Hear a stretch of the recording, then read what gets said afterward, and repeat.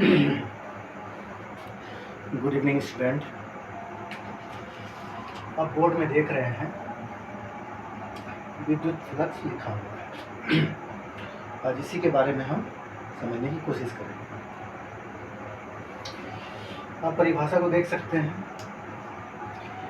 किसी सतह से होकर गुजरने वाली विद्युत क्षेत्र रेखाओं की संख्या को ही हम लोग क्या कहते हैं, विद्युत फ्लक्स कहते हैं। आप देख रहे होंगे ये क्षेत्र रेखा है, आपको दिख रहा है, ये क्षेत्र रेखा है और ये क्या है, सतह है। ये वाला सतह है और ये वाला जो दिख रहा है ये क्या है, क्षेत्र रेखा है। ये क्षेत्र रेखा है और ये क्या है, सतह है।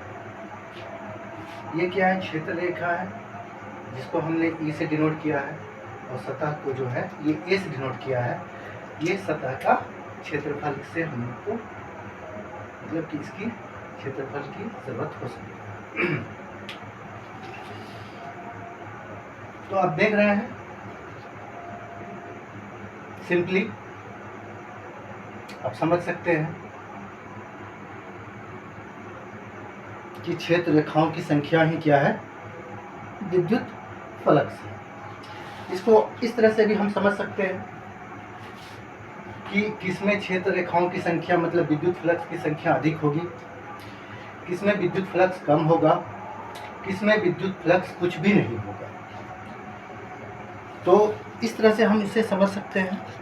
देखिए इस तरह करते हैं, थोड़ा लाइट को बंद कर देते हैं।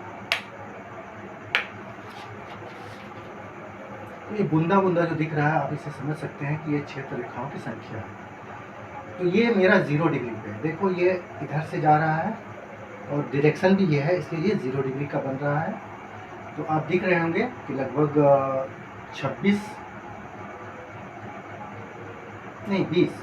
20 बूंदा दिखाई पड़ रहा है। तो आप समझ सकते हैं कि इसका जो फ्लक्स जो है वो 20 आप कह सकते हैं। ठीक है,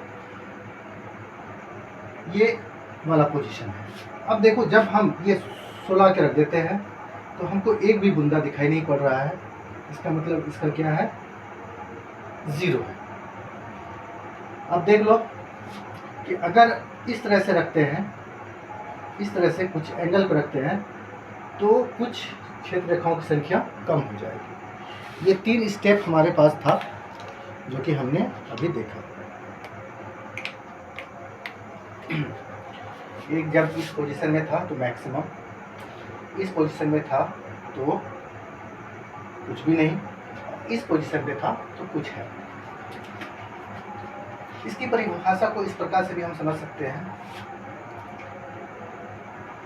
विद्युत क्षेत्र और क्षेत्रफल के अदिश गुणनफल को विद्युत फ्लक्स कहते हैं। इसका फॉर्मूला हो गया E A cos थीटा। मेरे पास 3 कंडीशन है। थीटा अगर हम 0 डिग्री रखते हैं तो क्या होता है, तो फाई मेरा क्या हो जाएगा, E A cos 0 डिग्री, मतलब E A cos 0 डिग्री का मान मतलब E A, मतलब इसको कहते हैं महत्तम। इसमें देखते हैं थीटा बराबर हम रखते हैं 90 डिग्री। कितने के बराबर हो जाएगा भैया, फाई बराबर E A cos 90 डिग्री, मतलब E A गुना 0 बराबर 0। मतलब ये हो गया बहुत अधिक मतलब महत्तम, ये हो गया 0।